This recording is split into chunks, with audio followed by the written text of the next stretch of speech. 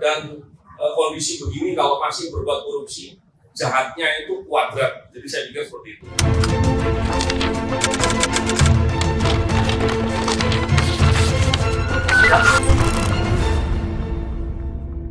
Silakan Pak.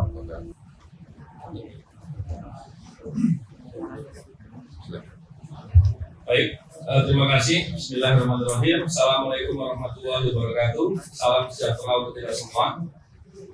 Yang saya hormati ada di sini Pak Ferry, Pak Refli, Pak Antonius, dan tentunya kawan-kawan semuanya. Terkait dengan hal yang disampaikan oleh Pak Ferry mengenai masalah PCR. Masalah PCR ini kan kita tahu ya, ini PCR itu menjadi alat yang penting untuk melakukan tracing atau melakukan deteksi orang yang kena COVID. Sampai sekarang mundur dari 2 tahun setengah yang lalu lah ya, itu kita tahu kondisi di Indonesia juga terkena COVID, di mana semua orang tentunya memerlukan tes untuk PCR ini.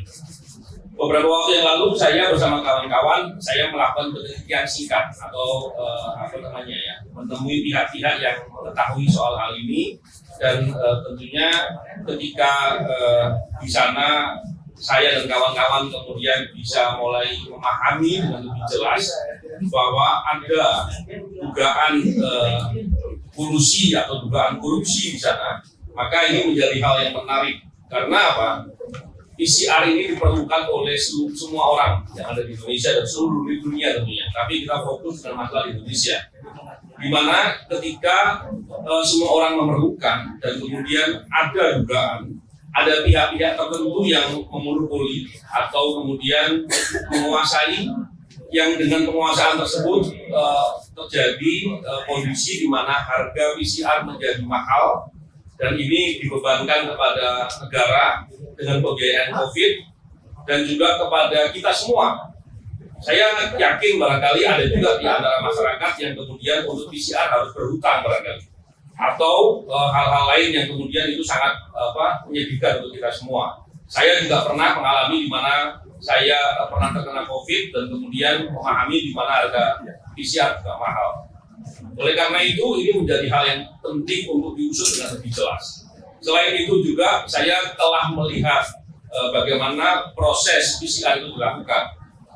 Dari pemahaman yang saya lihat, karena saya bukan orang ahli soal peralatan kesehatan, tapi dari pemahaman saya, untuk membuat lab PCR itu tidak diperlukan lab yang begitu rumit. Tapi dengan lab yang sederhana itu bisa dilakukan. Artinya ketika lab PCR itu bisa dibuat di mana-mana, itu sebetulnya sangat bermanfaat untuk kita semua. Begitu juga dengan prosesnya. Yang saya tahu prosesnya itu ada 3 tahap. Pengambilan sampel orang yang mau diambil tes PCR, dan kemudian ada ekstraksi di sana. Ekstraksi itu waktunya cuma 1 jam. Dan kemudian ada proses pengolahan di mana sampai dapat hasil positif atau negatif, tergantung reagennya, dari 1,5 jam atau sampai 2,5 jam. Artinya prosesnya itu harusnya singkat, tapi yang terjadi sampai kemudian kita semua harus menunggu sampai 2-3 hari. Kalau mau lebih cepat, bayarnya lebih mahal. Ini masalah yang sangat serius saya melihatnya. Tentunya ketika hal yang seserius, sepenting ini, komoditi yang sepenting ini dikuasai oleh pihak-pihak tertentu saja, dan kemudian diambil keuntungan untuk kepentingan pribadi atau kelompok-kelompok, tentu ini masalah yang sangat serius, bukan dilihat sebagai hal yang sepele. Oleh karena itu, ketika saya diberitahu oleh rekan-rekan termasuk Bang Ferry bahwa ada Pak Luhut di sana yang dengan terbuka mempersilahkan untuk diaudit, saya pikir itu suatu kesempatan yang baik. Kita ingin siapapun yang bermain dalam permainan itu diungkap, diusut. Dan ketika ada satu perusahaan yang ada kaitannya dan kemudian membuka diri untuk bisa diaudit, saya kira itu akan menjadi pintu untuk membuka secara keseluruhan. Oleh karena itu, ketika ada tawaran ini, maka saya melihat ini suatu hal yang baik, dan tentunya karena semangat kita untuk memperbaiki segala permasalahan ini, termasuk juga berkeinginan, kita semua tentunya berkeinginan agar orang-orang yang bermain dalam kondisi negara sedang bencana, di mana bencana pandemi COVID sedang menimpa di seluruh dunia, dan orang kemudian tidak peduli dengan masalah hak asasi manusia yang sangat dasar ini, maka sangat wajar kalau ini harus diusut tuntas dan diungkap. Oleh karena itu, kesempatan untuk bisa melakukan audit tentu itu kesempatan yang baik, dan saya dengan kemampuan saya punya pendidikan auditor juga. Saya juga seorang mantan penyidik, saya pendidikan hukum. Tentunya saya punya kemampuan untuk bisa melakukan analisis dan lain-lain. Saya berkeinginan ikut memberikan sumbangsi untuk bisa bersama-sama mengusut ini. Dan kedepannya tentu negara tidak boleh diam, dan permasalahan ini harus diusut tuntas hingga bila ada kerugian keuangan negara pun harus ditarik kembali, dan semua orang yang berlaku jahat dengan mengambil keuntungan ini harus dimintakan pertanggungjawaban.